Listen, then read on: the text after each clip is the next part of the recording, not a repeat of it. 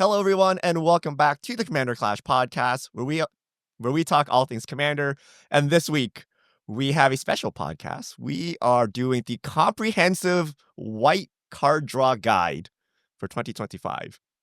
We have a list of like 65 plus cards of every way imaginable to draw cards in mono white. So you should never say ever again that you can't draw cards in white. That's boomer mentality. We have so many good options. So joined with me today is Seth, probably better known as Saffron Olive. How are you doing? I'm doing good. I do love drawing cards, so this is right up my alley.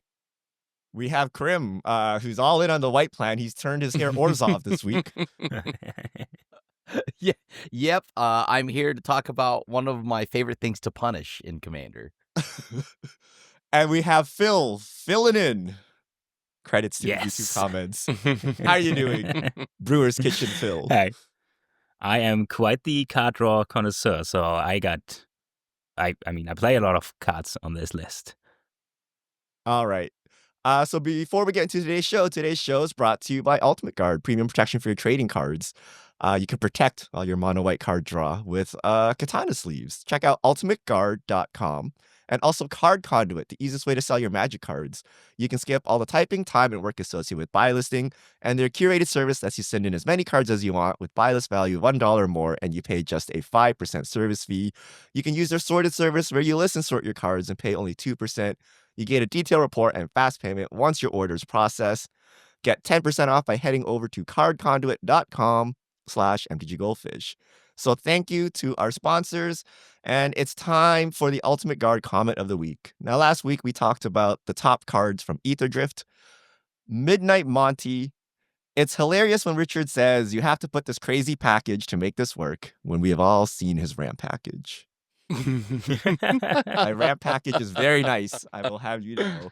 I don't even know what this is referring to, but ramp is kind of fundamental to the game, so you kind of have to build crazy things around it. Whereas one card, I don't know that you need to do crazy things to make one card work, but there we go. So, mono white card draw.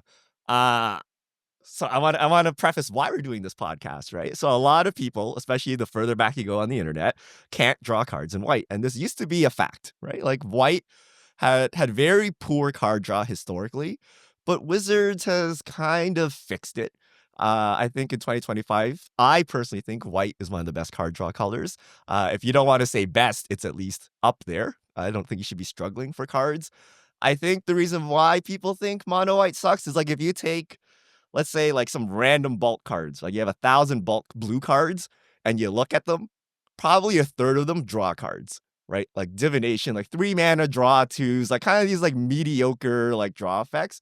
Whereas you do the same thing with white, you could walk away with like literal 0 cards, right? However, if you take the top 5 or top 10 or top 15 best card draw spells of that color, I think they're comparable, right? And your deck only has like 10, 15 slots to put card draw, so that's all that really matters. So today we're going to put forth all those cards. We've categorized them into different categories, and then we'll talk about, do we actually like playing these cards? Obviously, there's 60 of them. They don't all make the cut into your deck list, but we'll talk about some of the best ones and some of the ones that are more situational. And then afterwards, we should all rejoice in drawing cards in white. So, first categories for Krim. I have put stacks. I had to put the air quotes around this, by the way. Yeah. So stacks refers to like when someone does something, you benefit from it, right? And obviously, the less niche that condition is, the more you draw. So think like Ristic Study in blue. So we're gonna start off with 2 of arguably the best card draw spells in white and probably in all of Magic. Esper Sentinel and Trouble in Pairs. Esper Sentinel is a 1-drop. It's a 1/1 artifact creature. Whenever an opponent casts their first non-creature spell each turn, draw a card unless that player pays X, where X is Esper Sentinel's power. So Ristic Study, but once per turn. And then Trouble in Pairs, 4 mana. When an opponent, it's an enchantment, when an opponent attacks you with 2 or more creatures, draws their second card each turn, or casts their second spell each turn, you draw a card. Also, no extra turns. No extra turns. Apparently. These are That some of the portion- best card draw like cards in like all of Yes. Magic, right? Like Oh, I mean, especially Esper Sentinel is not as good as I would like it to be, but then sometimes it's crazy. But Trouble in Pairs crazy every time, so no doubt this might be the best one besides the ring. Trouble in Pairs is really good. Esper Sentinel, I don't know. I felt like I don't play it as much as I used to. I still think it's really good. I would also take issue with thinking of this as stacks too much, because I think stacks has like a connotation. Really, are these not just the literal? These are just the generic ones that you can play in any deck. Like I think of these as no synergy card draw, because really it doesn't matter what your opponent's doing. You're just going to draw a lot of cards, or what your deck's doing. You're just going to draw a lot of cards. So I don't know. Like, yeah, I get where we're going with. They do kind of work like stacks pieces, but really, you don't play these in a stacks deck. You play them in literally every deck that you want to. I mean, I've said this before. I still think Esper Sentinel's overrated. Like that's might be right. Seth, you're noticing It's it too. You're not playing so as much good, as you though. used to. it's a Yeah, one whenever- mana, one drop creature. Yeah, Like, the ceiling is crazy. Yeah, I admit that, but Sure. it underperforms some They printed more Trouble than in you'd Pairs. expect. That's I why don't know. Trouble in Pairs has taken over for Esper Sentinel as my just go-to. Esper Sentinel's never been a go-to unless there's synergies with it, right? Like you're an artifact deck or something like that, or a humans deck, as you know I play it in. That's where it makes sense. I don't feel like this is generic anymore. So I don't We're gonna give you a little preview. So the reason why Esper Sentinel is so strong is because there are other categories of white card draw that kind of rely on having a creature, like maybe having small creatures, maybe holding equipment. So for a 1 mana artifact creature, if it draws 2, you're exceptionally happy. That's like a really good thing. If it draws anything more than 2, then it's crazy. And if it wields equipment or anything, like it's all gravy, right? But yeah, stacks is tongue in cheek. These conditions are very low, right? like everyone can do them. There are a couple more cards. So Smuggler's Share, considered a Trouble in Pairs lesser cousin. So it's a 3-mana enchantment. At the beginning of each end step, draw a card for each opponent who drew 2 or more cards this turn. Then create a treasure token for each opponent who had 2 or more lands enter this turn. This one is like clearly a lot less than Trouble in Pairs, right? Oh, Where's it's that, very, right? very, very far. I actually think it's. I don't play this card personally. Yeah, I wouldn't if I had like a treasure deck, maybe like some very specific reason. But I play some Trouble in Pairs every deck. I play this in like 1% of decks or something. So We've seen for it be good once. It looked good, but also sometimes it never triggers. So it's okay. Yeah. The thing that people don't see is a lot of card draw in Magic is at the beginning of your end step, do X, right? So at the beginning of your end step, draw an extra card. If that happens, Smuggler's Share doesn't trigger, whereas Trouble in Pairs still triggers. So when you play Smuggler's Share, you're going to start learning, like, oh, there's actually a lot of these cards, and I'm not getting any card draw, even though my opponent technically drew 2 that turn. So that's an interesting one. Speaking of literal draw 2s, Alms Collector, 4 mana, 3/4 flash cat. If an opponent would draw 2 or more cards, instead you and that player each draw a card. This is real This stacks, stacks. because this actually Is it stops real your opponent from doing. stacks? Well, I mean, this is the only card we've talked about that stops your opponent from doing something. All the other ones like give you something. This one is the one that's like, yeah. So it might anger people more than the rest of the cards on the list, but you can still really draw some cards off it. I And found that annoy as people. much as this card looks like it stacks, it really also doesn't do anything because yeah, if they would have to draw 2 or more cards in one instance. Yeah. In order for you to get that card. Otherwise, example, as you see a lot of cards here, it's just, draw 1. It's a bunch of separate instances of draw 1. So this card, I've tried forcing it. I just have it if I'm playing mono white and I need some kind of draw punish, but really it's a flash 3/4. I'm going to be honest with you on this one. Like you could have a Trouble in Pairs player, an Esper Sentinel player, and a Ristic Study player draw their whole deck with your cat out, and you would draw 0 yeah. extra cards. Right? Although- So it actually is kind of scuffed as card draw, but it has purpose. Like a green player would really hate this, right? If Yeah. they have a draw 10 cards because I have a 10 power creature on the battlefield, then Alms Collector like totally wrecks their face. Mangara. with Brainstorm. Also is stopped by that. The 1 ring at the higher counter levels. Mangara the Diplomat. 4 mana, 2/4, legendary creature, human cleric, lifelink. When opponent attacks with creatures, if 2 or more of those are attacking you and or planeswalker you control, draw a card. When an opponent casts their second spell each turn, draw a card. This card, I think, is actually kind of... I like this one. I think this one matters a lot more. You'll see its conditions met a lot more in Commander, right? I think this is a very solid card draw engine. It's got lifelink. It's a 2/4. I like this card. If you want a Trouble in Pairs that dies to every sweeper, Mangara is your card. It is very similar to Trouble in Pairs, but it just gets swept away a lot more. So But it's you still need good, the but second, you need the second Trouble in Pairs, right? So you have redundancy. So if you want a backup copy of it, this is good. It's also a creature with lifelink. It's a pseudo ghostly prison. It's also like under $1, whereas Trouble in Pairs is a $30 card. But I think Megara is like actually pretty solid. We don't play it as much, but it's still a very strong card. Archivist of Ogma, 2 mana, 2/2, flash. It's a halfling cleric. When an opponent searches their library, you gain 1 life. You draw a card.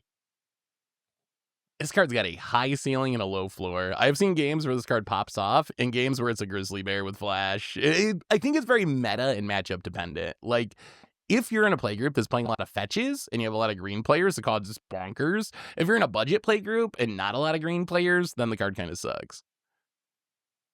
Yeah, I mean, this card's as good to me as a Deep Gnome Terrace or whatever. Well, that one Like, ramps.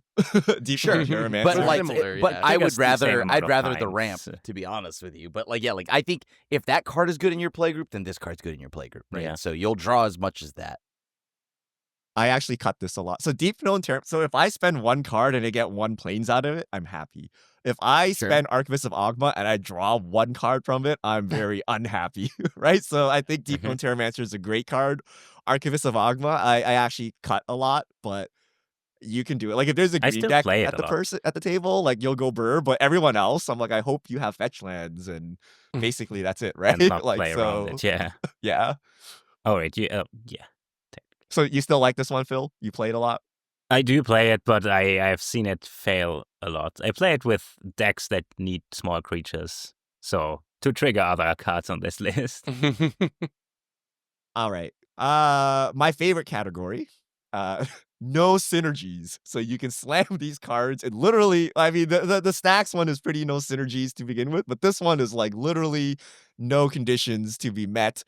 Why I think white was one of the best card draw colors is the 3 mana draw 3s. So we have Cut a Deal and Secret Rendezvous. So Cut a Deal, 3 mana sorcery. Each opponent draws a card, then you draw a card for each opponent who drew this way. And then Secret Rendezvous, you and opponent each draw 3 cards. These are my favorite cards. I play them in literally every deck. Like literally every deck. 5C, these come in first. All the way down to monocolored.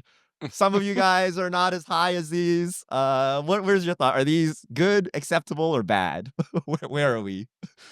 They're good. They're good. I don't like them quite as much as you because I'm not like a 5-color Secret Rendezvous player. But like if I'm playing mono white or even a lot of 2 in some 3-color decks, they're like the first white card draw spells I add alongside Trouble in Pairs. I think it's the best burst card draw you get in right. Trouble in Pairs is nice because it adds up over time. But if you just need to like refill your hand right away, these are the go-tos. There's one card in this whole list of no synergies that I really like. So it's Tempt with Bunnies. Oh, that's the next category. So you like 3 mana draw 3s. When I was putting together this list, I found a 3 mana draw 4, which is Tempt with Bunnies. Oh, that's so this one it's got its own way more category interesting. now. Okay. Yeah. Okay, so I actually played Tempt with Bunnies in like my rabbit deck, and then I put it away thinking it was like a rabbit card. But then I was actually reading it. So it has Tempting Offer, which is draw a card and create a 1/1 white rabbit creature token. Then each opponent may draw a card and create a 1/1 white rabbit creature token. For each person that does that, you do the same. So if the whole table is on board, this is a 3 mana draw 4. And then if no one is on board, it's a 3 mana draw 1. And then, whatever in between. Have I been not playing the best white card draw spell like this entire time? Like chances are everyone is taking this, right? Like Yeah. At I least feel like one or this- two. And Card- I card should is- probably play it in Manuel's Kaiga though. Like, I didn't know about this card till very recently, and it's Yeah. more expensive than I hoped because I wanted to order one right away. Do people fall for it though? I'm sure our playgroup might be one of the worst because we have It's a lot of only a discussion card. about stuff like this. Like if your man is screwed or you don't have a good Oh, curve, yeah, you're gonna take it. If the other person's drawing 4, they're probably discarding the hand size anyway. Like I think like it is So I- easy I to people would talk take it, yourself right? into. This card is much less threatening, I guess, and kind of mutually beneficial for our pod than like say Temp with Discovery. Yeah. Right. Temp yeah, with that's what I Discovery, was gonna somebody gets a say. billion Nobody lands. takes this anymore. Yeah. But Tempt with Bunnies goes right under that, where it's like, okay, it is good enough for all of us. It's just a 1/1. Yeah, sure, probably the player with Tempt with Bunnies is gonna benefit a lot more than us. But I love this card. I don't even like the style of card draw that Richard loves, like the Secret Rendezvous and the Temps. But this one I do play, and it's been in any deck pretty much since Bloomborough. I feel like it's a Clash All-Star. Whether or not it works as Yeah. consistently in the We're wild, gonna find I out. don't know. But I feel like It will in the work Clash even better meta, in the this wild. is going to draw. We know how bad I think it it's is better in the wild, to yeah. give everyone resources, yeah. right? I think most people don't know how bad it is. So they'll definitely do it.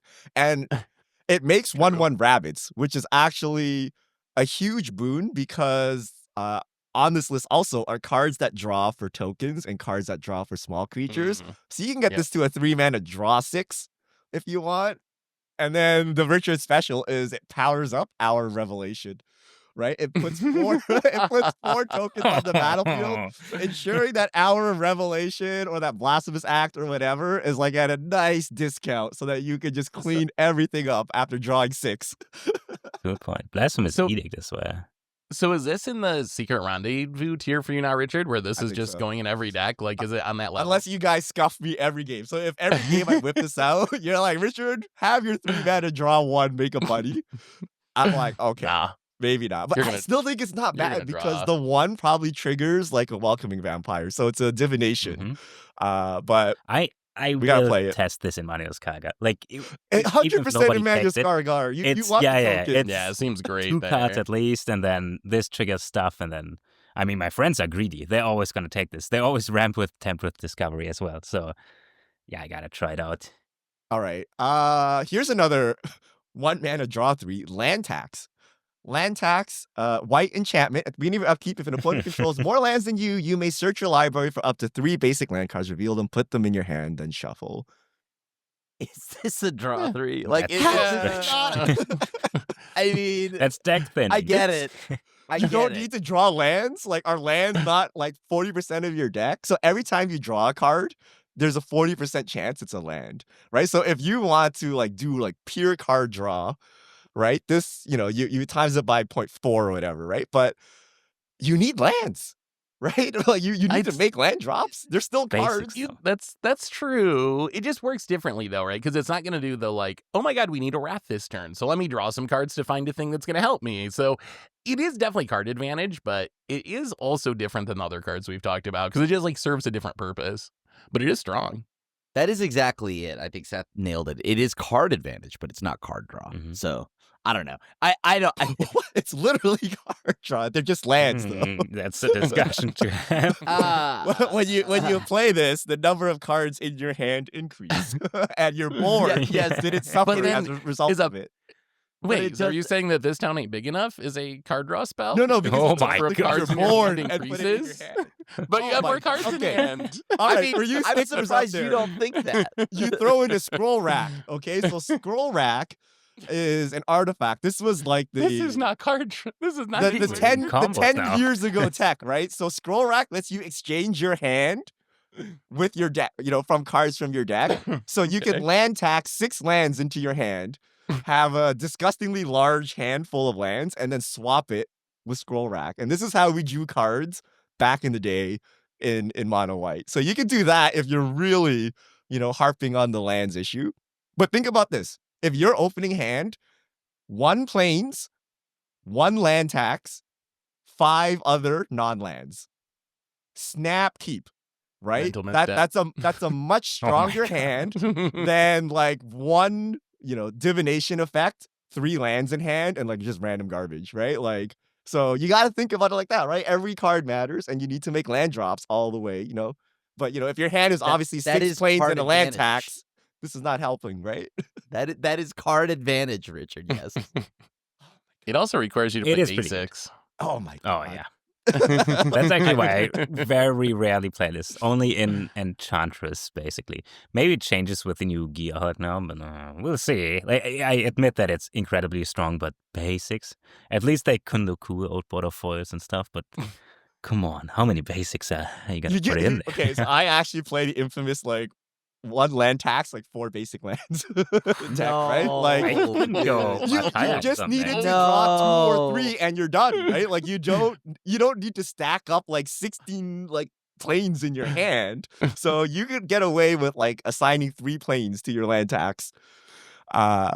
Trust Now me. it's How do you 3. start at 6, I don't know right? about that. It's a 1 mana draw 2 is still above rate, guys, if you just get 2 planes, right? And oftentimes you don't get 3 because you're going to discard to hand size, right? So, That's speaking of backbending. draw 2s, there's a bunch of like mediocre divination effects in white. So 3 mana draw 2. So Temple's under attack. It's a 3 mana draw 2, but your opponent draws 2. But it has an alternate mode of your creatures gain indestructible this turn. And That's the main mode, by the way. the wedding of River Song or something. 3 mana, you draw 2, but then you get to suspend a card from your hand that doesn't have suspend. Your opponent gets to do the same thing. And then Personal Securitron. It's like a humbled effect. It's a 3 mana 2/2. You The tap yes it. man.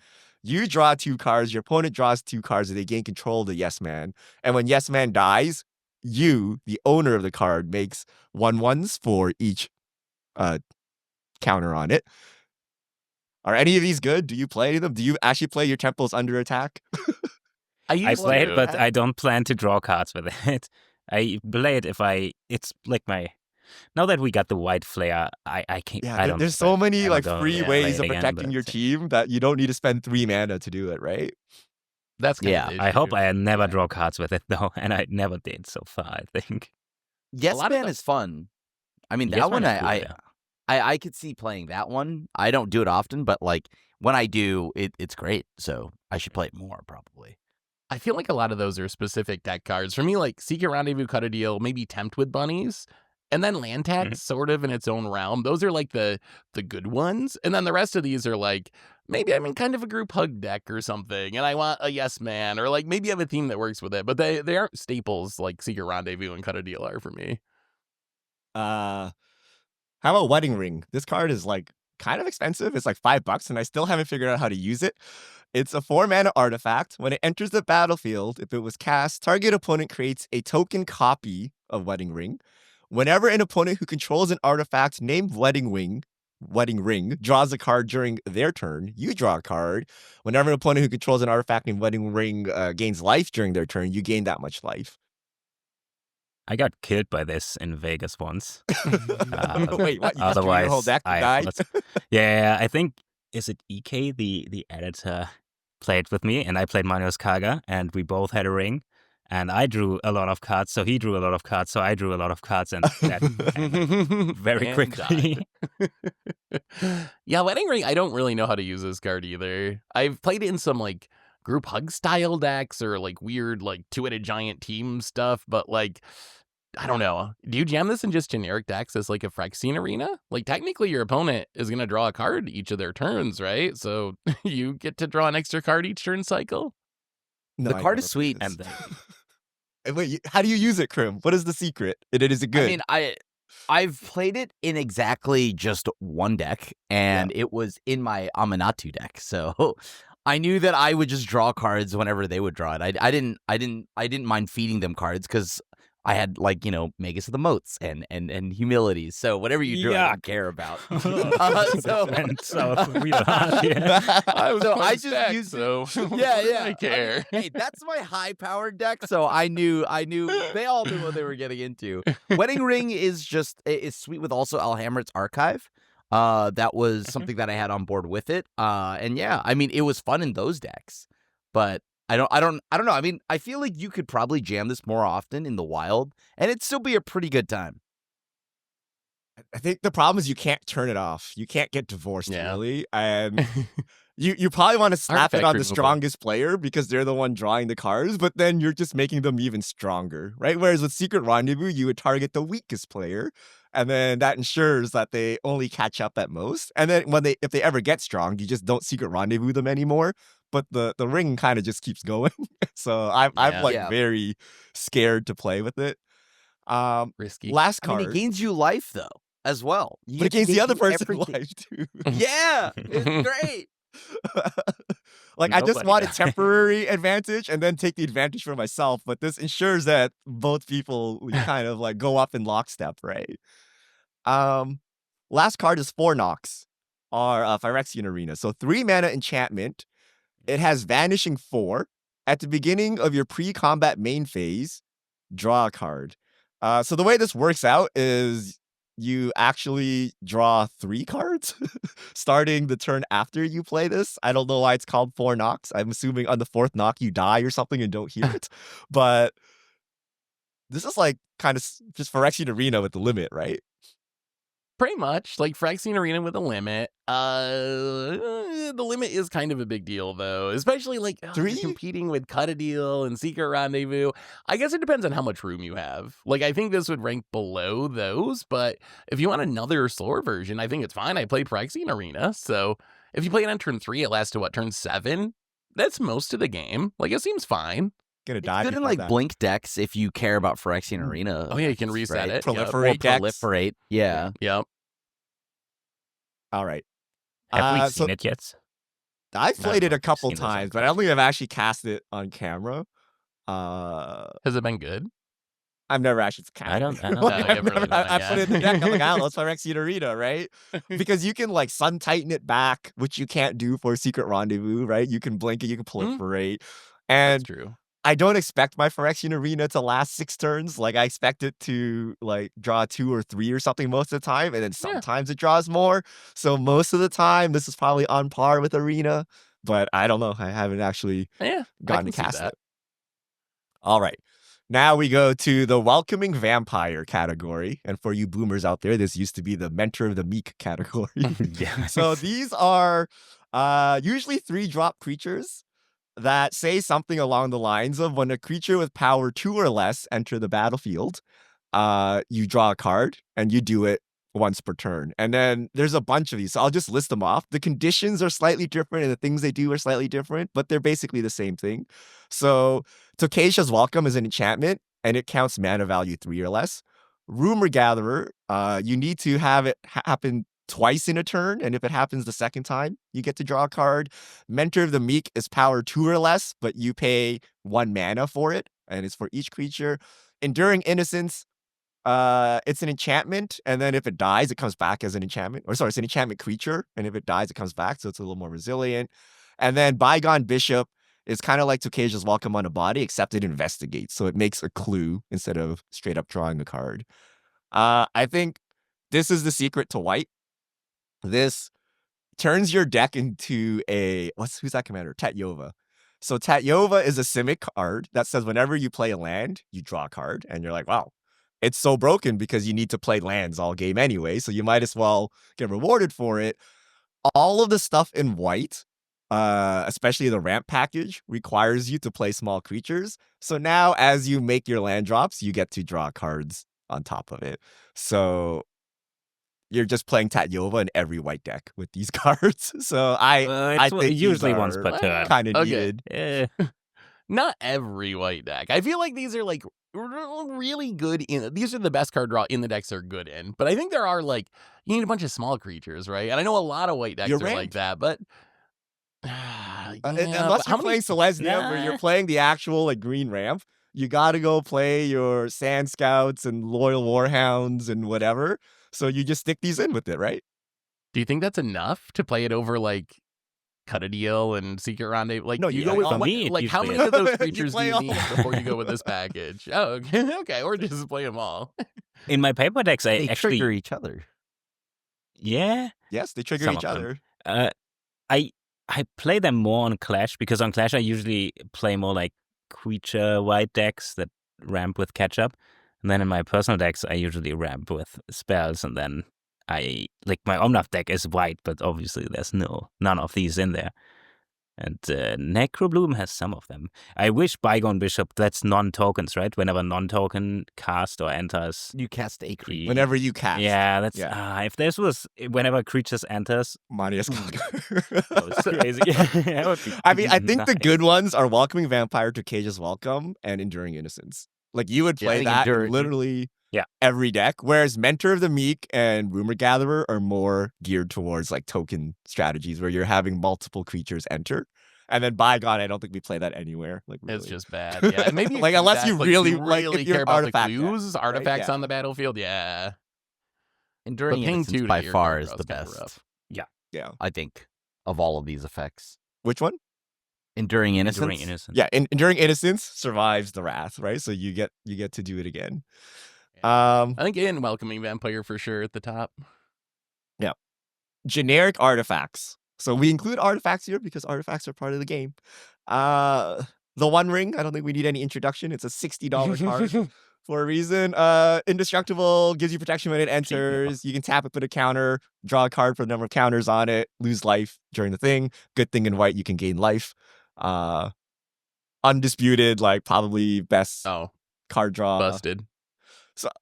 So it's very strong, but in terms of drawing cards, Trouble in Pairs or something, like, draws more, except this gives you a turn of immunity, right? And this thing can't be removed, right? This thing has Indestructible, so it has to be exiled in particular. So it's very difficult to get rid of, but it's $60 for a reason.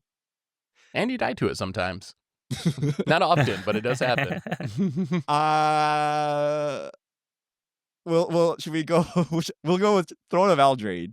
So Throne of Eldraine is a 5-mana legendary artifact. When it enters, choose a color. You can tap it to add 4 mana of the chosen color, but you can only spend it to cast monocolored spells of that color. 3 mana, tap, draw 2 cards. Spend only mana of the chosen color to activate this ability. One of the best mana rocks, one of the worst draw engines. Really? Although, like, the draw engine is a nice bonus. You for the activated mana it recently. I have never activated it. I think I actually won because of the cards I drew in that game. If we go back to the game, like, the cards that I drew were essential. I think this is a card that you need to be a deck that has an expensive commander, or at least a lot of expensive. Like, you need to be able to take advantage of a 5-mana ram spell, and then you get the bonus of being able to draw some cards. But I wouldn't play this in the same decks as playing, like, the Welcoming Vampires, most likely. If my deck's playing all these weenies and stuff, I'm not really in the market for it. I do that, though. Like, I play it in Jada. It's 2 mana, and my commander's always on the board anyways. It's just, as soon as you draw cards, if you're a monocolor, put this card in your deck. It's probably expensive now, but my god, is it crazy. That's like Rams for 4. It enters untapped, so it costs effective 1 if your commander is 4 mana value. Yeah. For example, you can just play this. Crazy. The card draw is fine. It's like saying Chromatic. Is it Chromatic or either the 7 mana rock that taps for fire? That's kind of similar, but I wouldn't call it a ram spell. But I guess it's better than most other options. I mean, once you get this down, it's 4 mana, right? Like 3 and, well, I guess it depends if you want to count this rock. Do you want to count it as 4 or 1, right? But you pay 3 real mana and this thing, and you draw 2 every turn for the rest of the game if you want, right? So it's not particularly efficient, but you know, you can. It still draws cards if you're desperate, right? My favorite card, Coveted Jewel, 6 mana artifact. When it enters, draw 3 cards.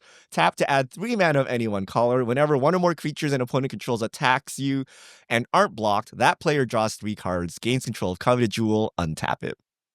I put this in all my decks, like all my decks. All one of of those decks where I can copy it a shockingly sacrifice. large number. Just a 6 mana, just a mana rock, right? That can add 3 mana and then draw 3 cards. I treat this as a 3 mana draw 3. So, you know, and then in white, you actually have a good chance of either defending or getting this back because you have so many like random weenie creatures on the board. You can be a scumbag and start blinking this or sacrificing this and stuff to take out the downside. But even without that, even like with the downside fully present, I think this card is gas. I play it a lot, and I was very excited to learn that it's a feared card in Vintage recently, one of the most broken Yeah. cards in all of Vintage, and I'm like, yes! It's also 25 cents, my friends. If is you want to cheap. talk power to a cent ratio, this might be one of the greatest cards ever. True. It's true. I mean, it is a lot of fun. I think it's a fun mechanic to introduce into Commander, and yeah, sure, if it's good in Vintage, why not? This card is sweet. It is sweet. I do really love watching people blink this and running away with games with this, so it's fun. All right. Well, Seth, I need your help on this one. We're gonna go Mind's Eye. Mm. 5 mana best. artifact. Whenever an opponent draws a card, you may pay 1. If you do, draw a card. It's so good. When you think of a game of Magic, what does your opponent do on their draw step? Every turn, they draw a card. So once you get this down, it's like a 3-mana draw 3 every turn. You pay a mana on their draw step, you draw a card, and then they might draw more cards, and you can draw off those too. So yeah, it's a little expensive to get going, but I've really come around on this. Again, I used to play it a ton and then stopped playing it, and I've been really happy with it again. It is slow, but if it sits out for 2 or 3 turns, you draw a lot of cards. And it's also cheap now, like relatively cheap. You all got me back on the sauce. I was off the card, and then I was back on the card. So, but now I'm trending back towards off the card. I rarely play it, but I'm always jealous if somebody makes the investment of playing it. Like once it's down there, it's crazy. If you have any It's mana crazy. flying around, you can usually pay it. But isn't it Or slow? use it. Like I don't know. it's slow. Yes. It's so clunky, and like I don't know. Usually, it kind of draws an unnecessary amount of hate. I don't think I think I don't everyone know. laughs at People you when you laugh play at this. it. Yeah, I think Well, usually everyone people just laugh at me. underestimates this card. So if you're a person that plays 32 lands, this card is unplayable for you. Right? Oh, like yes. you can't even get to 5 mana, let alone like 5 mana and then sink to draw spells. But if you play like us, where you ramp, and then you're sitting there with like 15 mana, you can just play the Mind's Eye, 1 turn cycle, refill your hand, 2 turn cycles, you're winning the game. It's extremely strong. I play it in red a lot because red has access to tons of burst mana, so it can mana geyser and then chuck this down. But red has like very few card draw spells, like literal draw cards. Whereas in like white, you can actually fill your deck with all secret rendezvous and cut a deal and stuff like that. You don't need it. But not all colors have like 1 card draw like 10 cards. Like blue has a lot of those effects in like Blue Sun Zenith, but white is more draw 1 card at a time, draw 3 cards at a time. So this is one of those cards that actually gives you that capability. Palantir of Ornthak. Now, I thought this was the greatest thing ever, and then I played it, and I think it's the worst card ever. So I'm curious what you guys think. 3 mana, legendary artifact. At the beginning of your end step, put an influence counter on Palantir and scry 2. Then target opponent may have you draw a card. If that player doesn't, you mill X cards, where X is a number of influence counters on Palantir, and that player loses life equal to the total mana value of those cards. I thought Are you this not was a colorless fan of a Phyrexian good Arena. time? Then I played it, Not- and I like spent 4 turns drawing 1 card, and I'm like, absolute trash. I can't believe I cut a real card draw spell to play Palantir. So, Well, Richard, you what do play you think? nothing but like Spirited Companion. So of Yeah. course No, people are like, this yeah, I'll deck just actually had all like 10 drops. And True, stuff. I was yeah. playing all the extra turn spells and stuff. Like you would get annihilated if it was like the right stacking.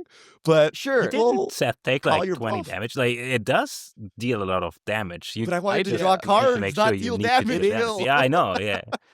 I mean, it's kind of a Punisher effect, right? Because your opponents get to make the choice. Yeah. So Yeah. how it normally plays is the first maybe 2 to 3 counters you don't draw, and then you'll draw for the rest of the game, which I think means it might be in the like a reverse 4 knocks, where you play this, you're not going to draw for like 2 or 3 turns, and then you're going to draw for the rest of the game. Is that good enough? That's I don't terrible. know. That's, depends. That's a suspend 3 Phyrexian Arena. Why would you want that? It's so sick. but It's it so depends much on, like, fun. Graveyard synergies, artifact right. synergies. If you want like to if you have build. stuff like that, like, yeah, it's getting stuff in your graveyard. It's an artifact, and it does just lead to good table moments because it leads to like this epic, like, what do I do? I could take a ton of damage. So I like how it interacts with the social aspect of Commander. Proliferate. I still You think can it's accelerate good. this pretty quickly if you Mm. proliferate. Yep. The Immortal Sun. I feel we haven't seen this in a while as desperation card They draw. got power crept. But 6 mana legendary Yeah, by artifact Shimmel. players can't activate Planeswalker loyalty abilities. At the beginning of your draw step, draw an additional card. Spells you cast cost 1 less. Creatures you control get +1/+1.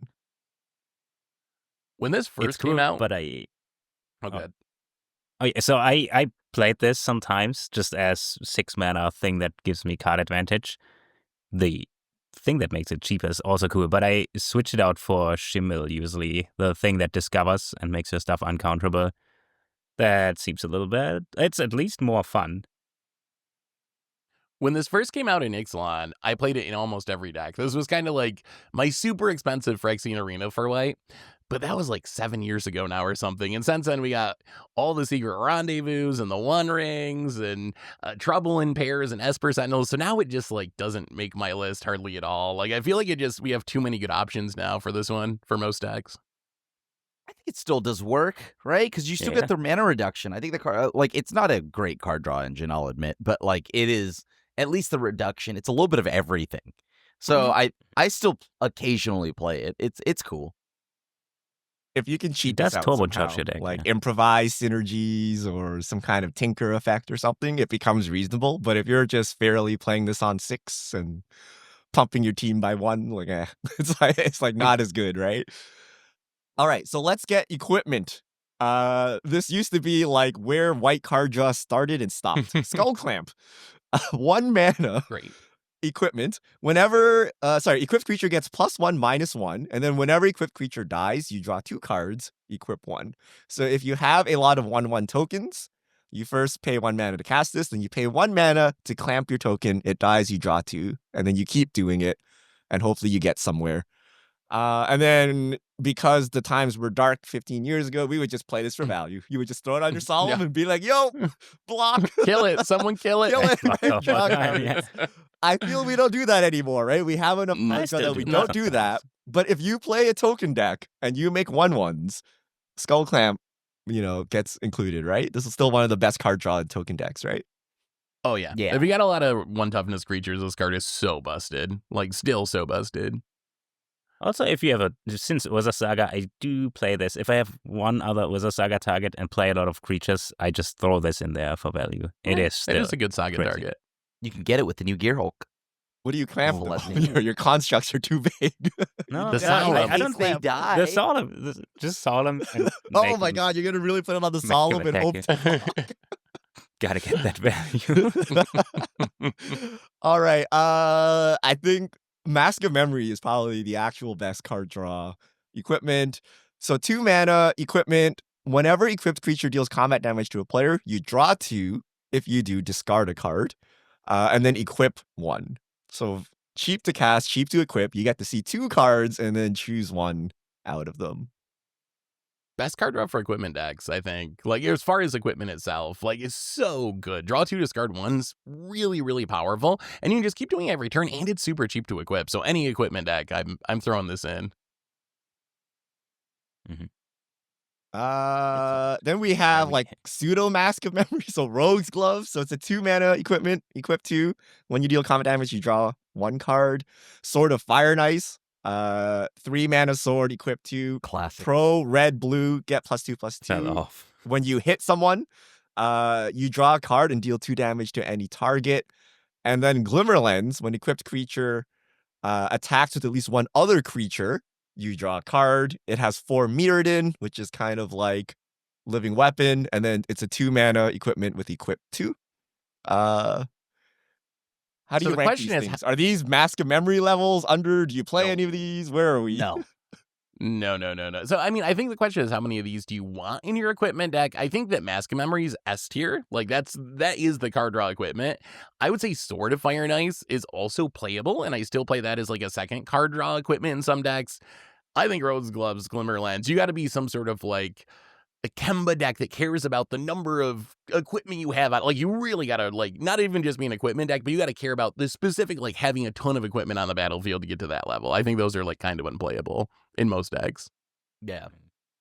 Specifically, yeah. Like, I mean, like, I think Rogue's Glove is like, I don't know when I'd play that, to be honest with you. Yeah. Other than flavor, right?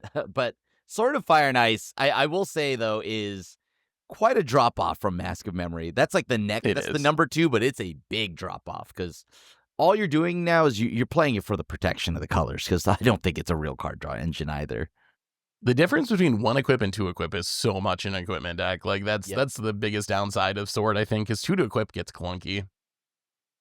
All right. And then a newcomer, the Ether Spark. There's too much text, I don't want to read it, but it's a Planeswalker, and you +1, and you can attach it to something.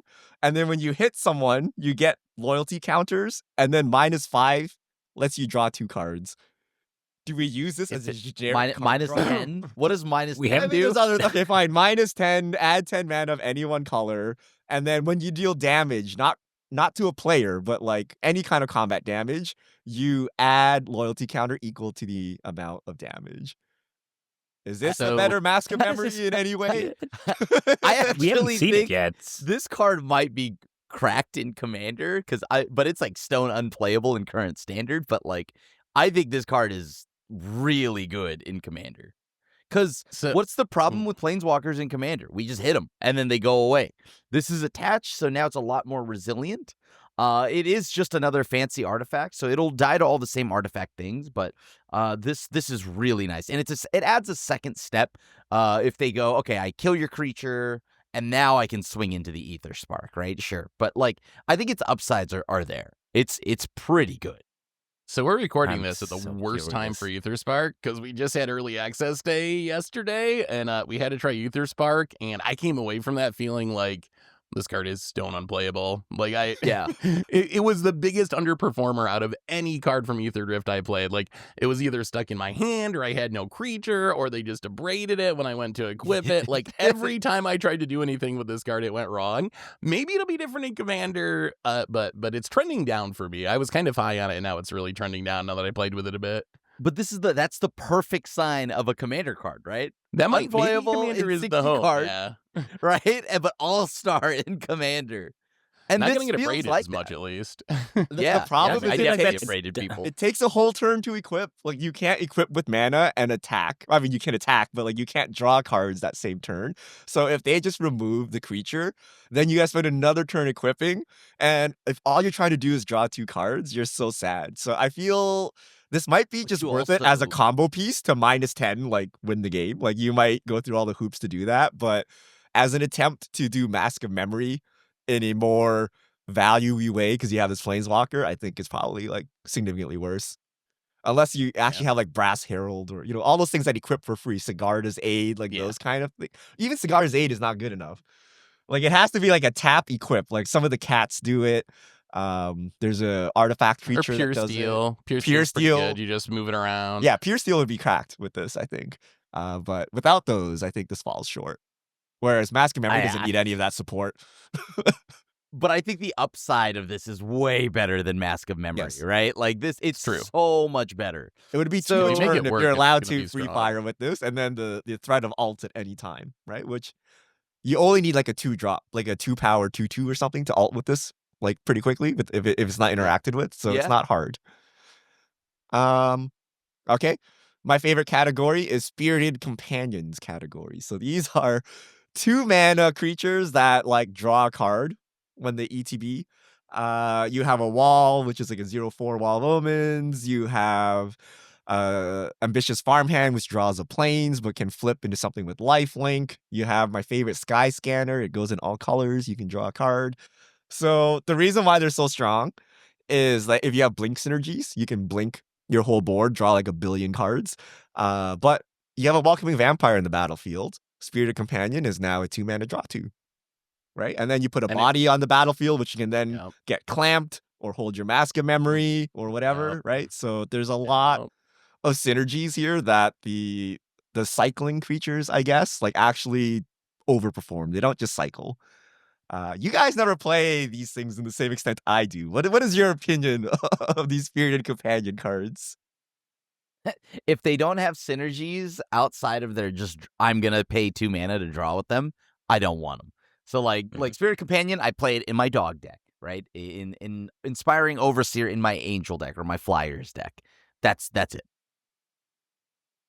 I'll play like a one-off like Spirited Companion or a Wall of Omens just to have a body on the battlefield early. That's something that I've come to really value, is just like having something so I'm not the blood bag early in the game. I don't go as hard as Richard does. I'm not just overloading on these unless I'm like the style of deck that wants that. If I'm a full-on like Toskia's Welcome, an Enduring Innocence style deck, and I have the equipments going on, then I'll play more of them, because you're right, like they look kind of bad at first glance, but when you consider all the synergies with all the other cards we've been talking about, they really punch up compared to how they read. So if you're one of those decks, then I'll play a whole bunch of those. But in just a generic deck, I'll maybe play one or two just to have like an early game roadblock that cycles so I don't take all those early hits when people try to trigger their Mask of Memory or whatever. Spirited Companion is kind of the only one there. Also, sneaking in Ambitious Farm. That's not card draw, Richard. Oh my God, actually the best card one advantage. It's because it gets you a planes, but for 3 mana, if you have Coven, it becomes a 3/3 lifelinker. So that you gain does life. draw a card as well. Oh, smokes, It's guys! card I advantage. can't believe you. The YouTube comments, I understand. They're like, "What do I need lands for? I play 30. I tap. I curve out at 3. We call it a day, right?" But you guys, how could you not value drawing lands to make land drops? Like what? What about- I get the point, yeah, but you can't draw any answers. It's like drawing is the coolest part about drawing is, it could be anything. And the lands is like a tutor. You can draw answers with your draw step, and then use these cards to draw lands, as opposed to the other way, right? The other way you're thinking is, I'll use these cards to draw my answer, and then where am I going to get lands from? I'm going to use my draw step to draw the lands, right? Unless you actually believe in no lands, right? So you got to use both.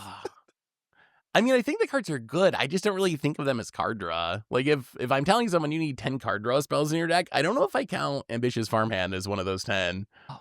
Well, do you? Okay, Do you count it as I'll tell you. one I'll of the tell you the 10? secret to this, though. So, do you know like token decks? Decks that want Yes. to go wide, but not specifically requiring tokens. So, my Arabella deck, right, which requires me to have lots of creatures with power 2 or less. A lot of people play cards like Raise the Alarm, like stuff that just spews tokens on the battlefield.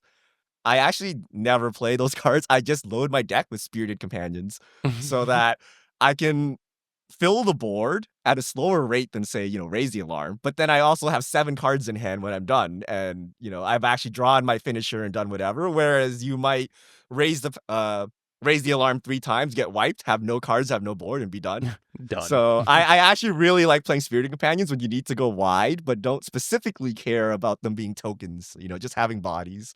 So that's my secret tech. Well, I guess if you guys don't like Spirited Ambitious Farmhand, you're not gonna like this category.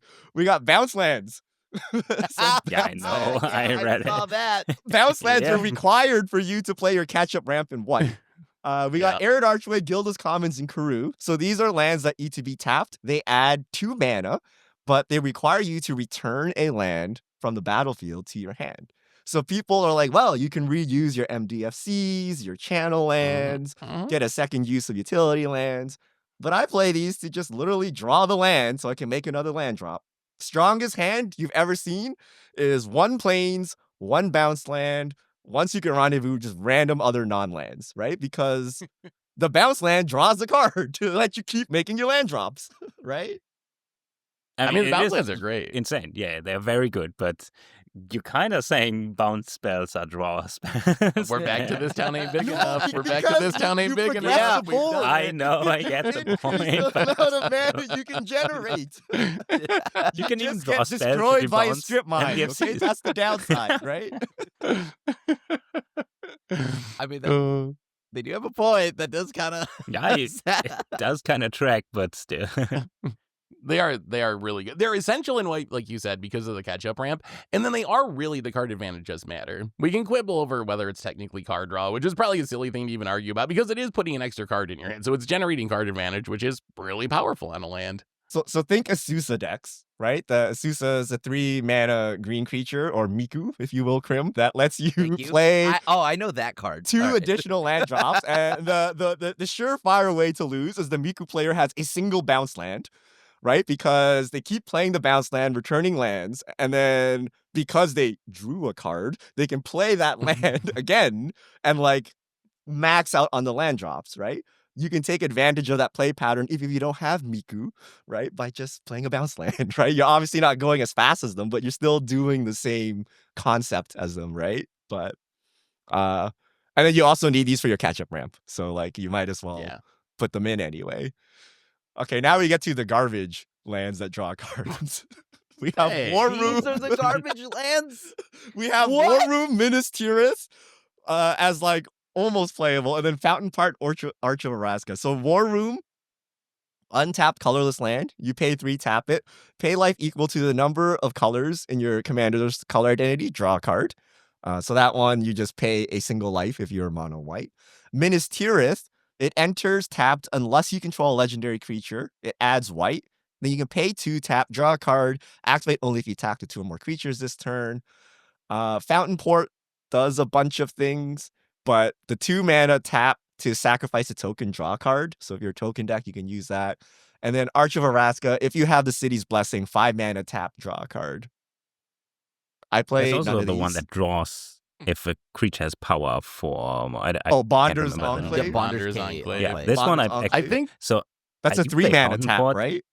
Yeah. 3 mana Yes, tap. and I do play the Enclave if my commander is 4 power or something sometimes.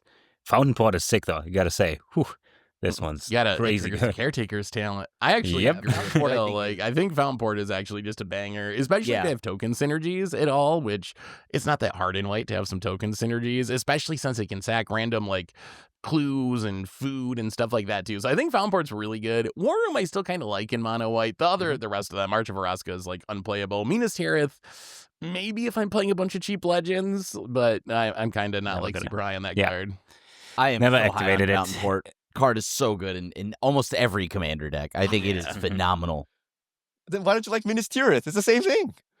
Oh, it makes No, chump blockers, I too. want to like It it. does. It It makes just never creatures, happens. too. Because it's to me, they're 3 mana, draw a card from your land, right? Because you have to pay 2 and then you tap the land. And I'm like, that ain't it. I don't want to do that, right? So even if the conditions are met, like I still don't like doing it. I don't know if I'm happy with Fountain Port, like making a fish token. I guess it's a chump blocker. I guess it has like more Sometimes you utility. gotta chump.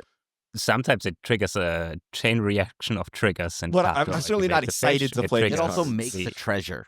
It's No, just but like on the its fish own. triggers the things that draw cards. Wait, no, I'm Yeah, forgetting. but the card. that's 4 mana, make a fish, draw a card. Like I'm not excited about that prospect, That's right? on a land. No, also, mana fixes with a treasure while we're paying too much mana for stuff, but it does all of that, and it's untapped.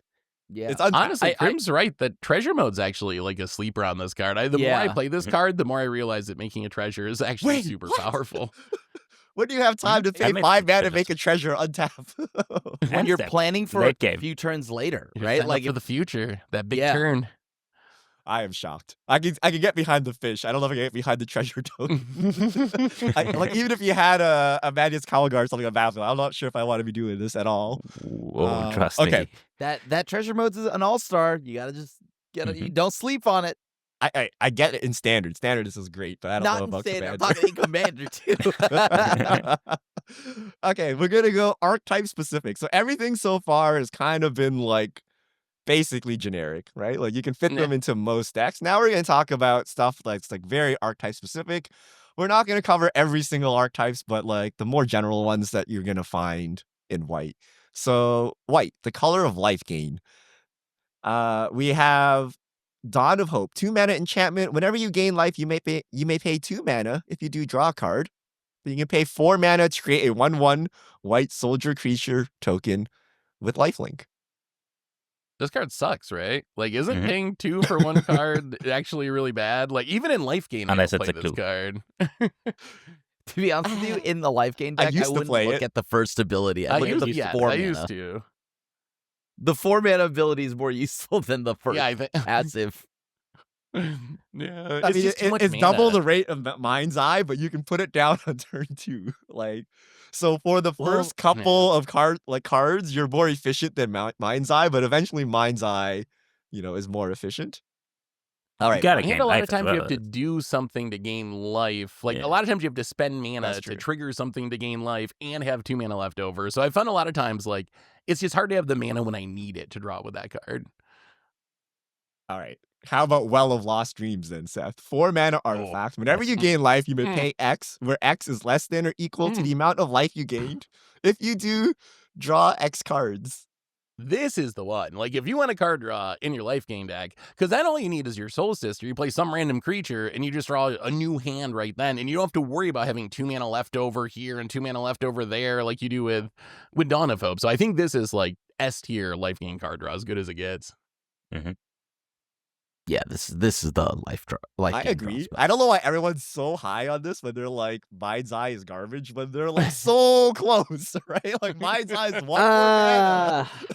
Right? But you're paying 1 mana per card. You're still paying 1 mana per card with Well of Lost Dreams.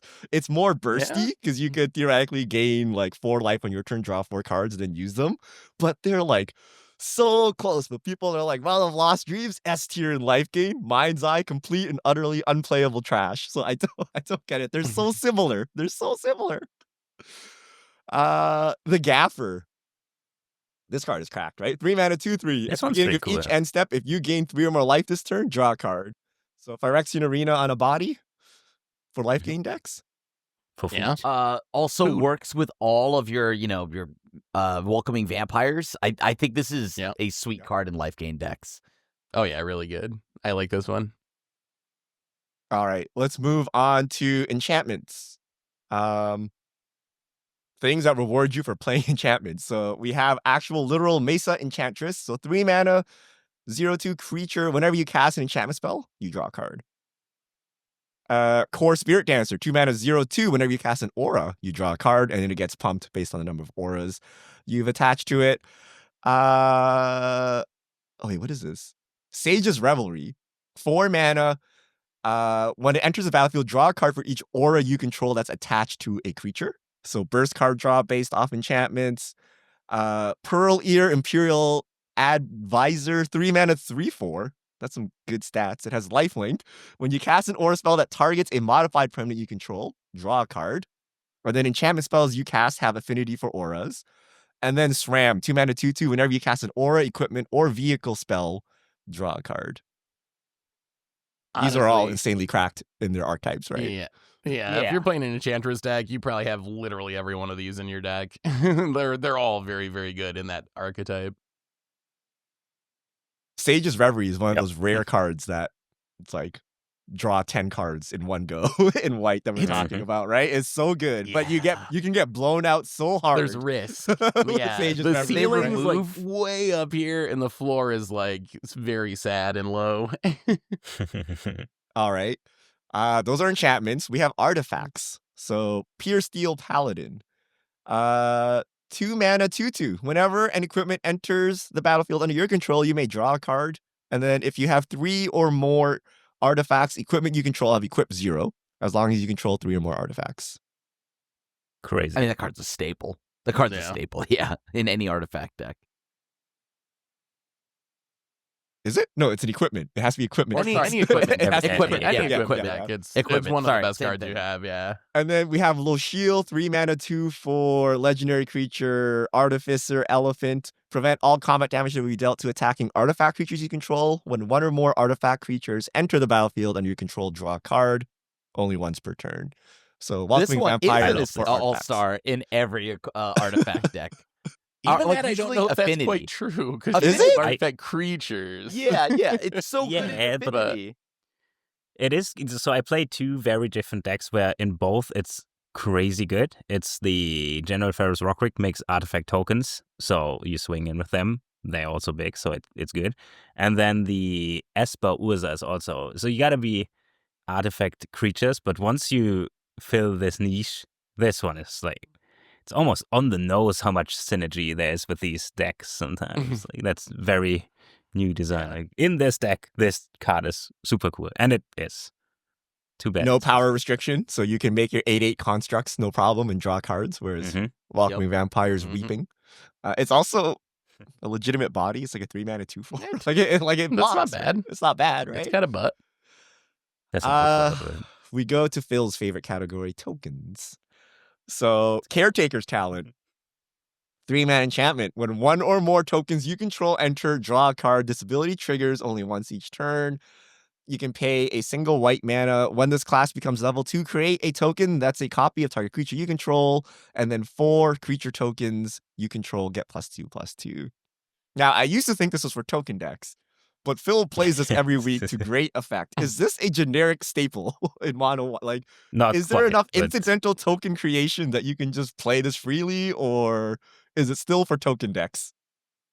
at least if your commander makes tokens, you gotta think about it. I wish it wasn't as expensive anymore, but ooh, it is so good.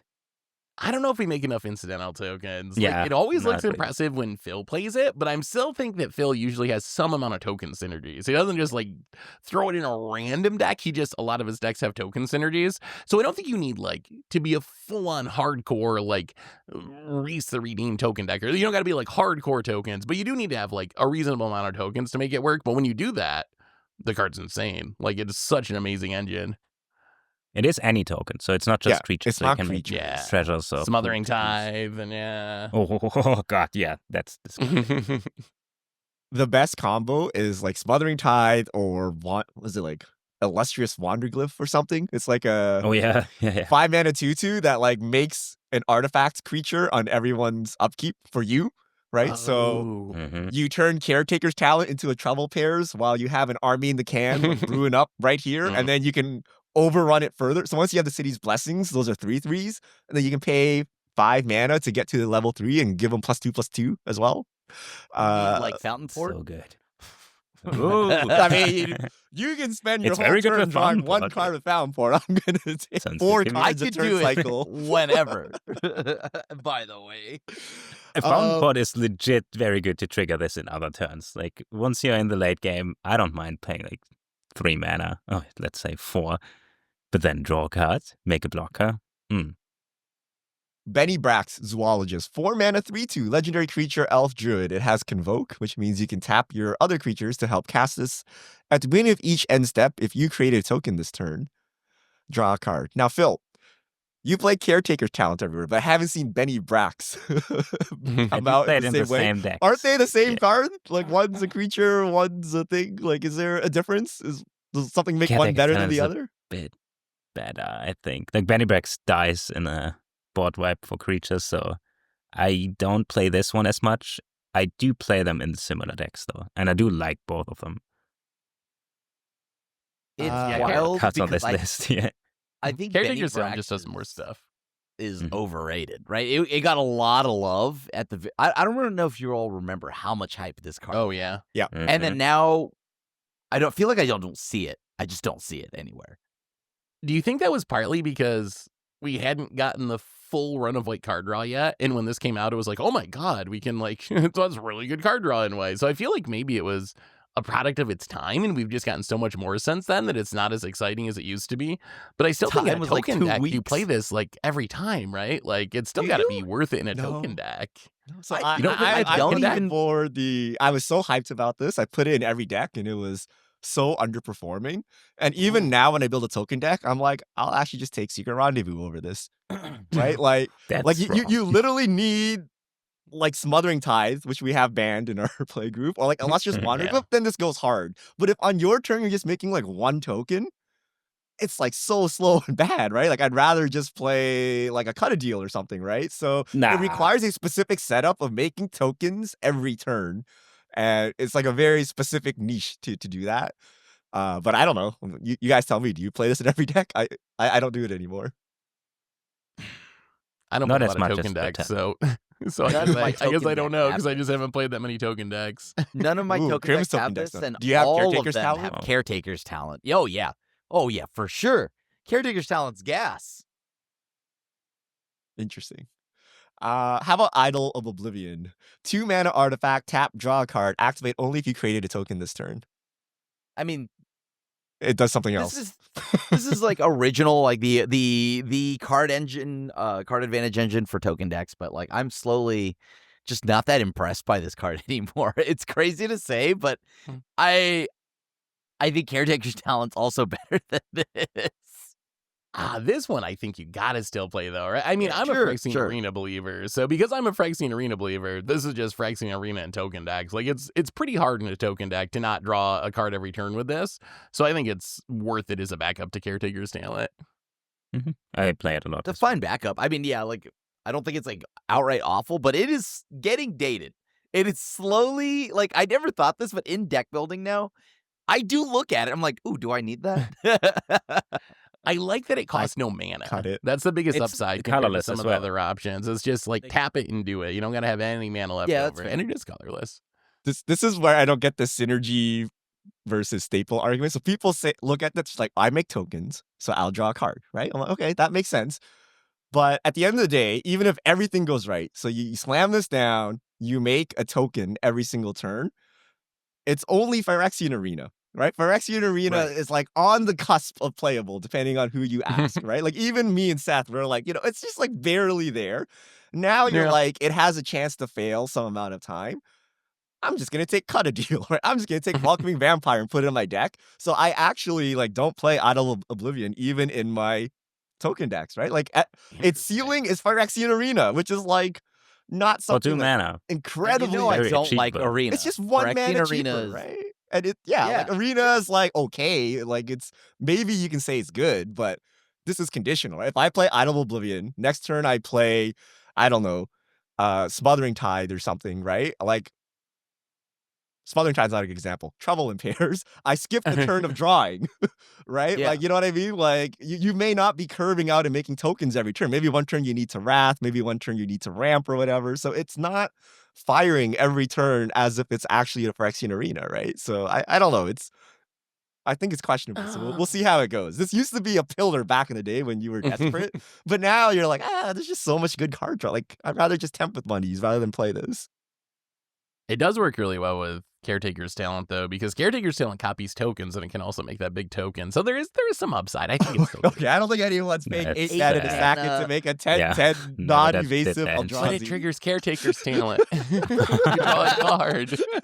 Oh, Like you're thinking, actually. Okay.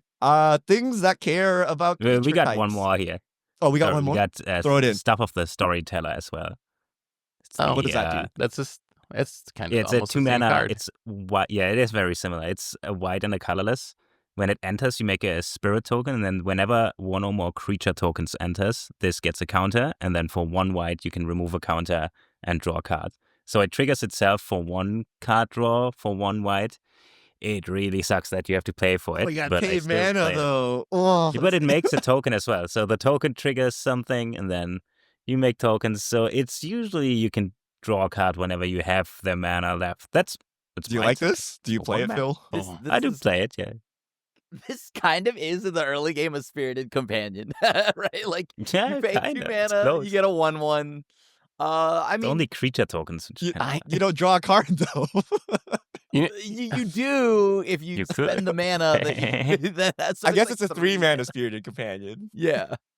You know what this is essentially Tome of Legends, but for tokens, and I'm a little bit like skeptical because I just played that Norin deck and I built up so many counters on Tome of Legends and Mhm. just never found the time to pay the mana to activate it. So I like did all this work for nothing. Does that happen with this card, Phil? Like, Yeah. do you Yeah, ever yeah, have like 30 counters, but you like don't activate it for a few turns because you need all your mana?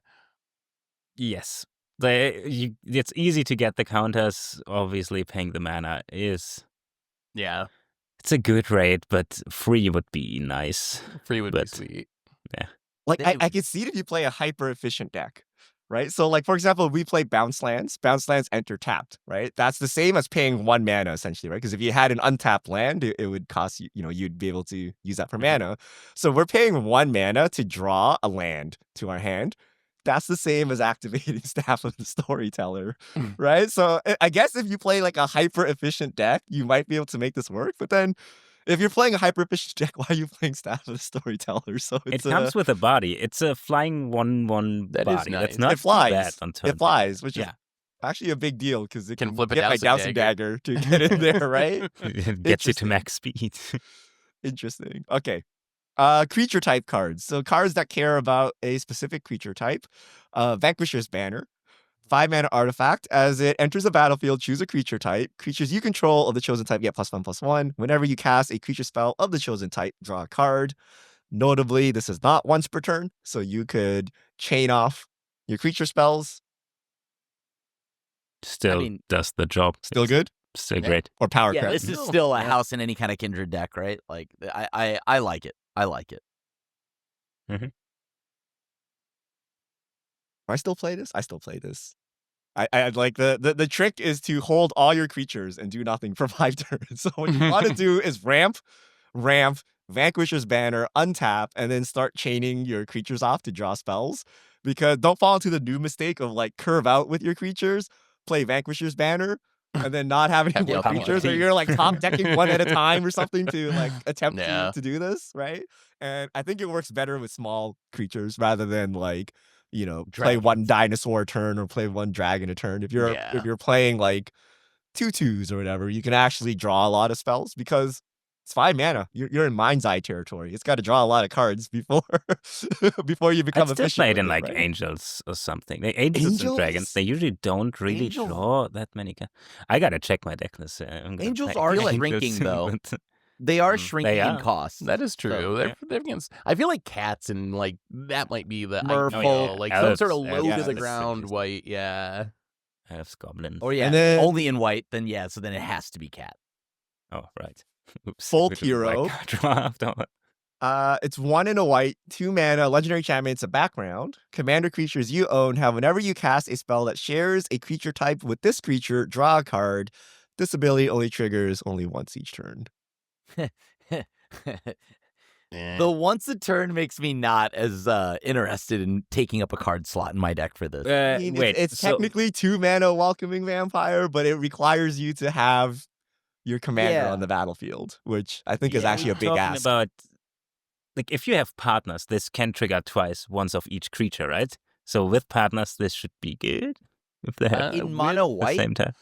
With partners, you could draw twice a turn. Okay, if you say mana, so I think that white, works. I don't know. I don't know. You gotta have both partners out though, right? Yeah, you'd have to bet both your partners on the battlefield. Like that's a deal breaker for me. Like it's like how often are you gonna have your commander on the battlefield and keep it on the battlefield enough to for this? Gotta cast it, Seth. You gotta cast it. Maybe I don't want to do that, Bill. I don't want to do that. I'll just play Secret Rendezvous and not cast my commander. Yeah, I think it depends on how you play Commander. Seth and I don't cast our commanders till we're ready to win. Other people are like, turn 2, I will tempo you out. Get it out right? there. So then you play that, you play Folk Hero, but then you're like spending mana drawing cards and stuff, not tempoing people out. So I don't know. I don't like this style, but it could work. But I think Welcoming Vampire is just a more surefire way to get this done rather than relying on your commander being there, because your commander dies once, then this thing doesn't draw a card ever again, right? Like you gotta spend all that mana to cast your commander again. Yeah. The good thing is this can be your commander because it's a background, right? So you can have it as the one of the partner pairs. So I use it often to just get white into my Baldur's Gate decks. Last category, we're almost there. We've done 64 cards. Weenies. Things that reward you for having lots of creatures. Dawn of a New Age, 2-mana enchantment. When it enters, put a hope counter on it for each creature you control. At the beginning of your end step, remove a hope counter. If you do, draw a card. Then if Dawn of a New Age has no hope counters on it, sacrifice it, and you gain 4 life. Is this actually This one's crazy. It's It's like so good. Is it so Yes. good? I love it. Okay. I feel. Go ahead.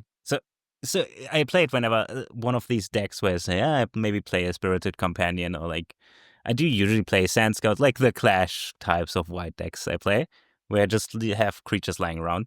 With 2 creatures, that's already 2 mana, draw 2, regardless of the tempo loss, whatever. But then it sacrifices, gains you 4, and I do love me some like Sun Titans, or especially like Court of something, the court that reanimates a permanent. Oh, and then you Ardenvale, can get this in the late game, and it just plays very good, I think, and it's just 2 mana, and then it gains you life. It's just such a clean way to draw cards. It's not that hard to get going. I feel like, I don't know. It has looked good when Phil's played it, but then you also do need to have creatures on the battlefield. So there's going to be situations where it's like not very good if you get wrathed or swept or whatever. It's also kind of like, I don't know, it's probably in the 4 Nox tier for me, where it's another Phyrexian Arena that you have to like jump through hoops and it's temporary. Although 4 life is a nice bonus. Like incidental life gain's good. It's okay. I don't know. I think this is depending on the deck, right? If you are able to spew out like just a board full of creatures, sure, this will just sit there and just keep drawing forever. But Keep I don't know if I different like it as humans. just a 2-mana draw 2, right? I guess it's fine. I mean, I don't play Night's Whisper, so that's the difference. I sometimes play it, but it's a lot worse than I thought it would be. So here's the thing. The reason why Phyrexian Arena is good is you play it on the early turns when you don't have anything useful to do, right? Like, because when you get to the later turns, you want to be like making very impactful plays to the board. So you don't really want to play Phyrexian Arena on turn 4 or 5 or something like that, let alone like wait extra turns to draw spells. So when you play Dawn of Age, on curve at the beginning, you have at most 1 or 2 creatures, right? It's like a draw 1 or draw 2. And it doesn't serve the same function as Phyrexian Arena, right? So what you need to do is sandbag this later until you have a board. But then at that point, you're drawing only 1 mana, 1 spell each turn. Or it's very like slow. And then you also have to use mana on like the important turns. And the odds of it living from like turn 7 to 10 or something is like super low now, right? Because that's either someone's winning the game or someone is like resetting the board. So in practice, like I don't really like this card. It's just like Night's Whisper if things go well for you, right? But like a lot of times things don't go well for you, right? Didn't you say you expect a Phyrexian? I mean, maybe you are not the biggest fan of Phyrexian Arena, but if you say it's like 2 or 3 turns of Phyrexian Arena, this one triggers at the end step, so Yep. Right? So this one triggers end step. Isn't that just cheaper than a Phyrexian Arena? It's it's so gonna be here, gone anyway. So if the wipe doesn't happen, The ceiling Phyrexian is Arena low, keeps I drawing, right? If the wipe doesn't happen, Yeah. Dawn of New Age still ended up as a Night Whisper, right? Like that's the difference. It just Plus, reanimated. It's like there's other situations where Titan like or off the whatever. top of your deck, Phyrexian Arena is still going to draw the next turn. Dawn of New Age doesn't. wait, right? Dawn of the New Age draws in that turn in the end step, which is If you have almost creatures, just as right? irrelevant. Yeah, sure, you gotta have. And then you have like your we're talking commander about all these discuss comparisons this. to Arena, but again, Arena is like mediocre to slightly good at best, right? And you're talking about getting a ceiling of Phyrexian Arena, which is like No, it's better. I think it's better. Like it's 1 turn faster because you get to draw cheaper, immediately, and it's 1 mana less, so it's slightly better than Arena. it also feels cooler to do. You don't lose life. You can as well. declare Dawn gain New life, Age. actually. Gain It's life. time for my time, boys. It's time for the pirate era, Krim. That's what I hear when I see this. Last card, Chivalric Alliance. 2-mana enchantment. Whenever you attack with 2 or more creatures, draw a card. 2, discard a card, create a 2/2 white-blue creature token with vigilance. Thought this was better. Never seen it. I actually like this card. It makes bodies. I love me attack some them. 2-mana enchantments that just have some kind of way for me to make bodies. Yes, I have to pay 2 mana to do it. Ditch a card. It turns any then I card into a grizzly bear in your hand, essentially, Correct. right? And I like Yeah. that. I like that. And especially because I feel like this whole March of the Machine Commander cycle of cards is absurdly like underrated.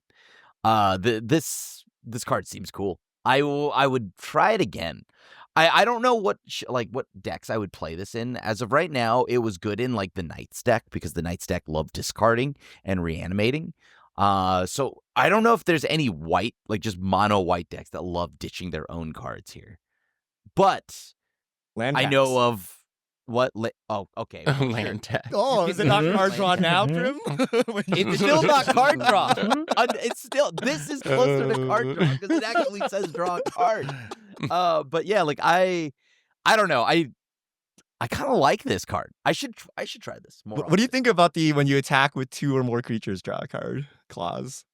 If it's not Yeah. attached to my land, like land in a way where I have to, like example, like Minas Tirith, like I have to pay the mana, do all of that, and then tap, my land itself to get that draw. Whereas this is just a static ability. I like that. If I'm going to pay mana, I want to get something for it.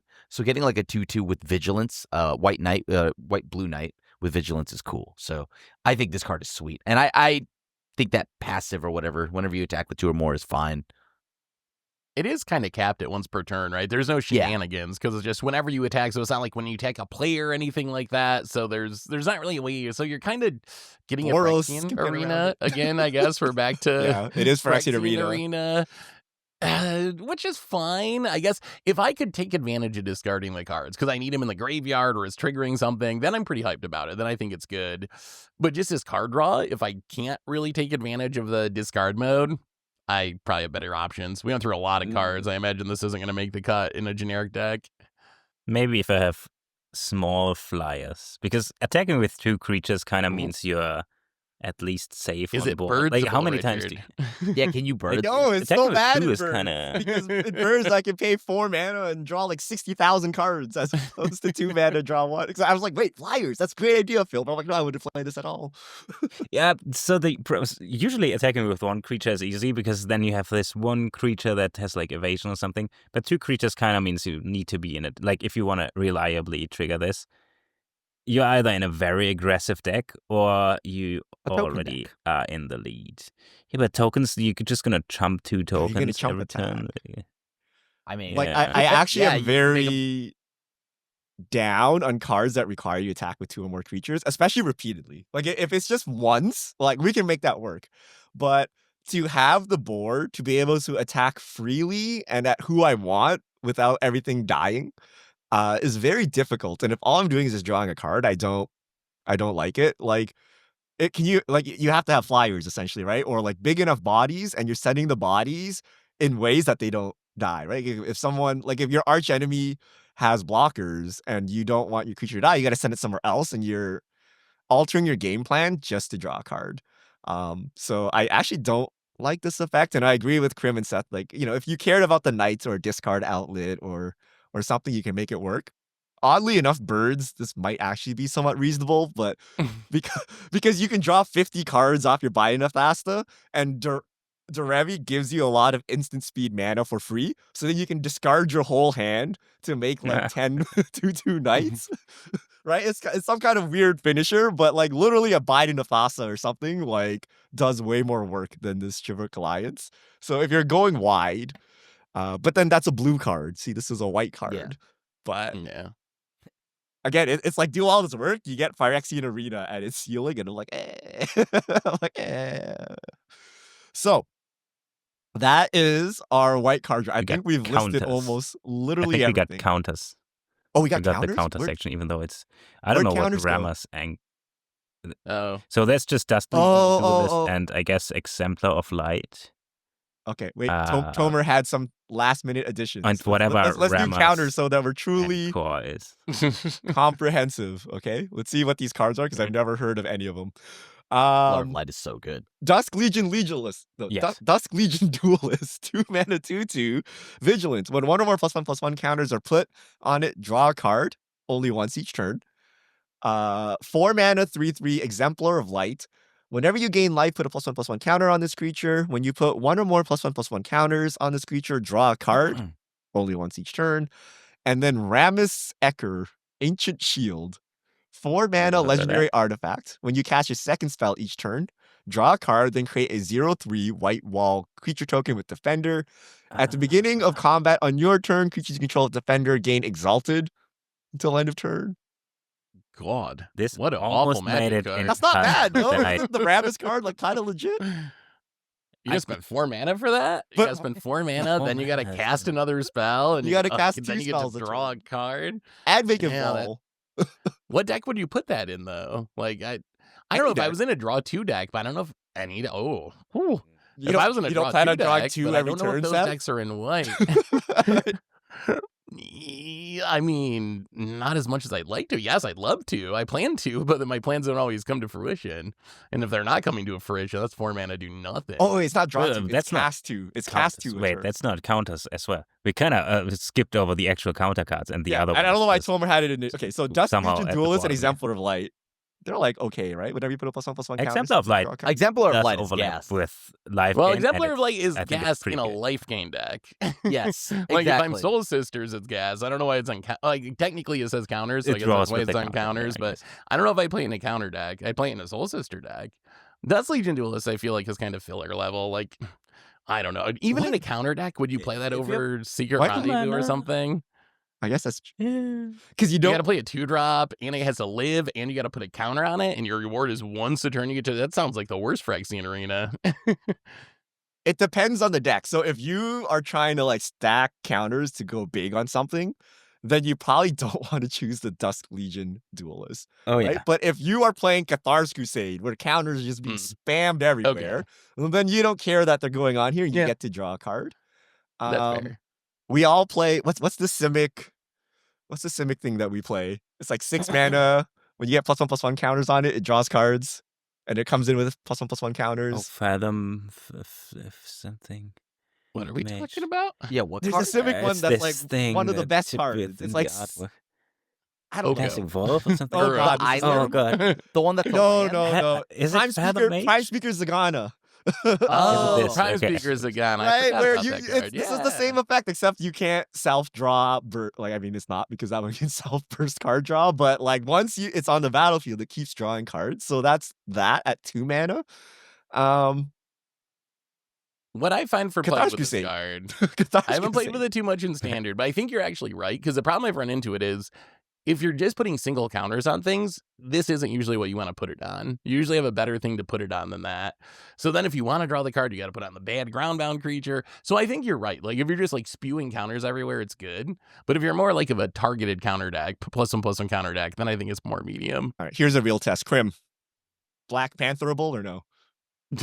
I'm not playing any of these in Oh Black no! Panther, so That's so a +1/+1 counter. Not good. I do not want it in any of these decks. Maybe the Dusk Legion Exemplar. I thought about it, but no.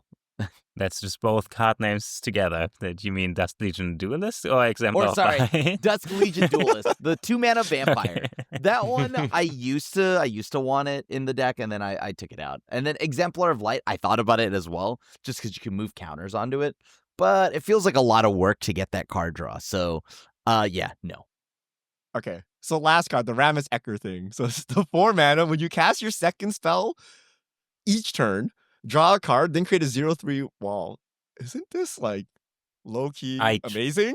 You're like putting down all these blockers. You just gotta cast 2 spells a turn, and then chances are that 0/3 wall is triggering your white card draw. Yeah. Isn't this chances? good? Yeah, I thought about it, or I ordered it from Manus Karga, and I never got it. Never made it in there, so I have no data. But if it's good anywhere, it should be good there. Casting 2 spells isn't. So do you play this in a weenie deck? Because It just casting 2 does spells nothing. shouldn't do this. Into a wall of omens. That's what I mean. Yeah, if you play this in a weenie deck, yeah, maybe you should. Let's say you're not a weenie deck. Oh. You go Loyal Warhound into Secret Rendezvous. Bam, bam. Right? Like that. I'm gonna It was try like- this. I think this is hot tech. I don't know where this card came from. I don't know what Ramus Ecker actually is. This is from Lord of the Rings. I I think think it's a Lord of the Rings. Lord of the yeah. Rings. Yeah. I just This seems like gas. is this a gotta do give it nothing? another This looks like shot, it's a do maybe. nothing. But It is you're a making good one. walls. Kind of a You're crib. making 0/3 walls as you're doing nothing. This is perfect, Seth. You're not going to be the I blood think- bag. I think it's worth. It's 4 mana though. If it was like 2 mana and you could get it down Oh my early, god, yeah. yeah. But I imagine like 4 mana take off turn 4. That's like kind of a powerful turn, especially if you're ramping early. That I don't know if I want to take off turn 4 for this, and then don't the play it next on turn turn maybe I 4. start like generating value with it, or like wait till turn 6 so I can Oh, cast yeah, a yeah, second turn spell or 6. Yes. something. Who's going to kill this on That's- turn 4? Is it that scary? Well, just so you can No, trigger you it right trigger away. it. Yeah, if you Well, you trigger can it, untap that's and trigger fine. it, right? Rather than waiting 2 more turns to do it on the same turn. That's I- just I This, mean, this doesn't look like a Passing must-kill turn threat to 4, me. Do you think it's a I feel like must-kill? I have a lot of turns where I don't Doesn't cast look 2 like a spells threat. though. I'll Mhm. try it. I'll try it. But I feel like there's a surprising number of turns where I don't cast 2 spells when I'm just building up resources and playing one thing and passing. So I don't know if it'll. Mhm. And I don't know if I want Untap, to feel the Secret pressure to play Rendezvous, 2 things Esper and play into Sentinel. the sweeper. Like, keep your S percentile until turn 5 to get a 0-3 wall. Because you drew it off the secret rendezvous. You did it. That feels so bad. The more you talk it out, the worse it gets. Oh, it's getting better I'm because kinda getting you baited wasted into all trying your it time again, doing actually. this, but you have like 4-0-3 walls. Who's gonna kill you? You know what I mean? Like the biggest problem of just wasting all your time drawing cards is everyone just murders you, but you're sitting here behind a bunch of walls. It is nice that it makes walls. I do like that. Yeah, I'll try it. I'll have to try it. I'm skeptical, but Is the it's tech it's now making It's me an artifact you prideful. can recur it late game to cast your Is the tech second now spell to draw board another in that dragon that blows up all walls or something, or blows up Oh, a God. wall? Wait. It also gives you exalted, but so I thought this Your was a butts creatures matter defend deck, but it's not, right? Because your walls give exalted, so if you're attacking with a single creature, all your walls are gonna pump it by. Wait a minute, is it so scary Yeah. that it gets you killed? Dude, it's Oh my not. god. I don't know about that. Sticks already Because if you have starting. 4 walls, it pumps something by +4/+4 when you go to attack, That's right? turn That's like 8. becoming Yeah, No, that's yeah. kind Yeah, of that is serious turn at that 8, but- point, right? All right, I don't know where we're going with this, but I'm very excited about Ramus Ecker Ancient Shield. I'll test it. I'll come back to you guys. That's it. Oh, perfect. We ended with 69 white cards to draw Nice. cards. Nice. Go. Any final comments? Okay, what do you think of the state of white card draw in 2025? Should we be having trouble? It's Is great. this sufficient to do everything we need to do? Do we need more help?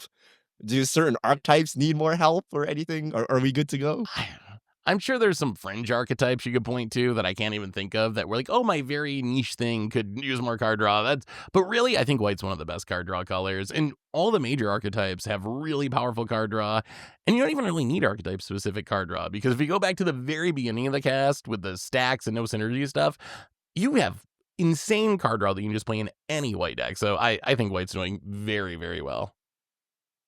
Like, I don't play the secret rendezvous stuff, but Wright is very good at drawing a card once each turn, and that is enough to have something to play once each turn. So I do think White is in a very good spot. Better than other. I guess we're going to do the other colors as well, and I think there's going to be way worse colors, especially reds. Yeah, I think that white is no longer struggling to draw, and they've actually done a very good job of making a lot of these cards like have a specific requirement that feels very white, right? So like I've genuinely just enjoyed a lot of the new white card draw cards. Yeah, I'm going to pull a Tomer card here. I think they've done so good of a job that they've kind of like broken deck building. Like the generic card draw like outdoes almost all of the specific card draw outside of maybe enchantments. Like enchantments, you probably have something, but like everything else, we're like, well, the floor is a Phyrexian arena. I'm like, I'll just play cut a deal and be done with it, right? So we have these really powerful cards like the One Ring, Trouble in Pairs, Esper Sentinel. You just shove them all in and call it a day, and you don't even need to look at archetype specific. Yep. And a lot of times they're actually just like straight up better. Like it's not even close, and you're just playing the other cards for random flavor purposes. So I feel they need to update the archetype specific ones so that we actually have a reason to run them over just playing generic ones. But I don't think they're gonna do it. Most people don't like Secret Rendezvous. Yeah. People don't like Coveted Jewel. But yeah.